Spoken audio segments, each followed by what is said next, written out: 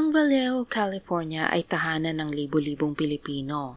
Sa loob ng Vallejo High School, isang pangalan ang naging tanyag at iginagalang sa loob ng 19 na taon. Si John Paul Kagandahan Akak, isang Pinoy na guro, wrestling coach at volleyball coach na tinitingala ng kanyang mga estudyante. Ngunit noong December 2024, ang imaheng ito ay tuluyang gumuho.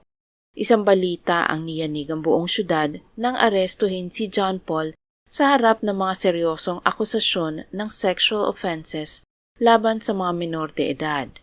Ang mas masakit, ang ilan sa mga krimeng ito ay nangyari mahigit 10 taon na ang nakalilipas.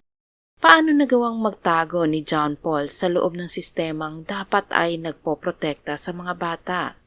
Ngayon, hihimayin natin ang buhay at ang madilim na record ni John Paul Akak. Pero bago tayo magsimula, ay huwag kalimutang mag-like at pindutin ang subscribe button at notification bell para maging updated kayo sa bago nating Tagalog True Crime Stories. Nagsimulang magtrabaho si John Paul Akak sa Vallejo City Unified School District noong fall ng 2005. Sa loob ng halos 2 dekada, humawak siya ng iba't ibang posisyon. Naging teacher sa independent study, head coach ng wrestling at volleyball coach. Sa mata ng publiko, si John Paul ay isang mentor. Maraming estudyante ang lumapit sa kanya dahil sa kanyang leadership club. Ngunit sa likod ng mga parangal na ito, may mga senyales na may problema na pala. Ayon sa mga lumabas na ulat, si John Paul ay may sariling kwarto sa likod ng kanyang mesa. Ito ay may sopa at TV pa. Isang lugar kung saan madalas siyang nakikita kasama ang mga babaeng mag-aaral, kahit hindi naman niya ito mga estudyante sa klase.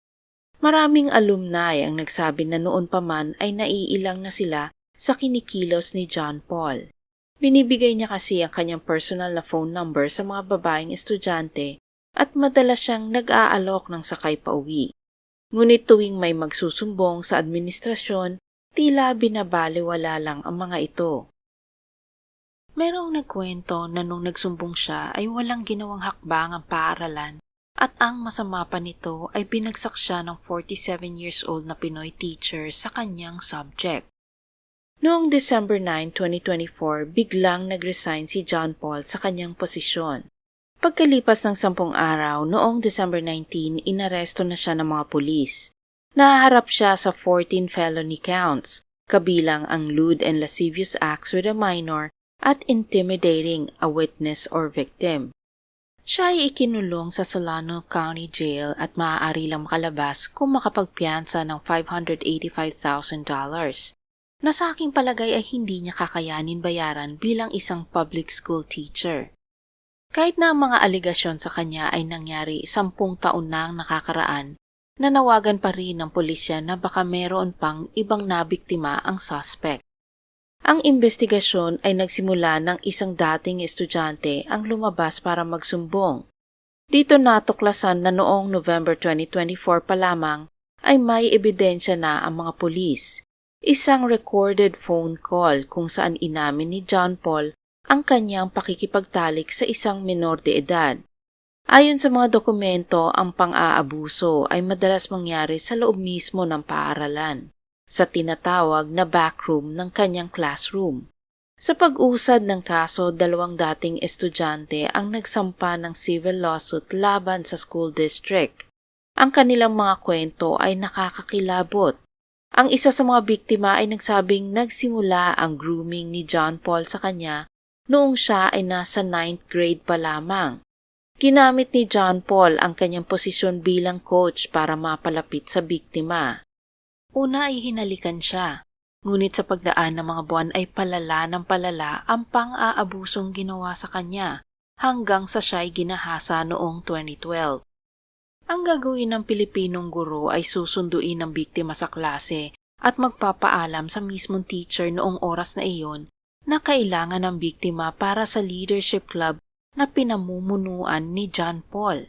Natapos lamang ang kanyang kalbaryo nang makagraduate ng high school. Ang ikalawang biktima naman ay inamin na ginamit ni John Paul ang impormasyon tungkol sa pagpapakamatay ng kanyang ama para magkunwaring supportive figure. Niyayakap siya nito, hinahatid sa bahay at iniimbitahan pumunta sa bahay ni John Paul. Gaya ng unang biktima ay madalas din siyang sinusundo sa klase at sasabihin naman sa ibang guro na kailangan siya sa volleyball manager responsibilities. Ngunit nauwi rin ito sa paulit-ulit na pang-aabuso hanggang sa makatapos siya ng high school. Ang pinaka-kontrobersyal sa lahat, ang aligasyon na alam ng school district ang mga ginagawa ni John Paul pero wala silang hakbang na ginawa. Tinawag ng mga biktima ang behavior ni John Paul na open, obvious at notorious. Noong March 2025, si John Paul Akak ay nag-plead ng no contest sa maraming sex crimes involving 2 minors.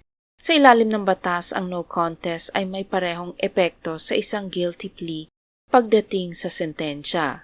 Siya ay hinatulan ng 8 taong pagkakakulong at kasabay nito ang kanyang pangalan ay habang buhay nang nakatatak sa Sex Offender Registry. Ngunit ang laban ay hindi pa tapos.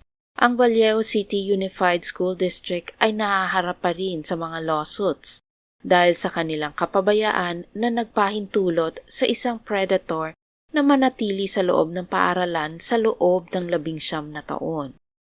Ang kwento ni John Paul Akak ay isang masakit na paalala na hindi lahat ng nakangiti at mukhang matulungin ay mapagkakatiwalaan. Para sa mga magulang at estudyante, ang aral dito ay huwag baliwalain ang mga red flags. Ang boses ng mga biktima kahit lumipas ang mahigit 1 dekada ay may kapangyarihang magbigay ng hustisya. Ang kasong ito ay nag-iwan ng malalim na sugat sa komunidad ng Vallejo, lalo na sa mga Pilipino na nagnanais lamang ng maayos na kinabukasan para sa kanilang mga anak. Naway magsilbi itong babala. Ang batas ay walang kinikilingan. Guro ka man o coach, kung ikaw ay lumabag sa karapatan ng mga inosente, tiyak ikaw ay mahuhuli.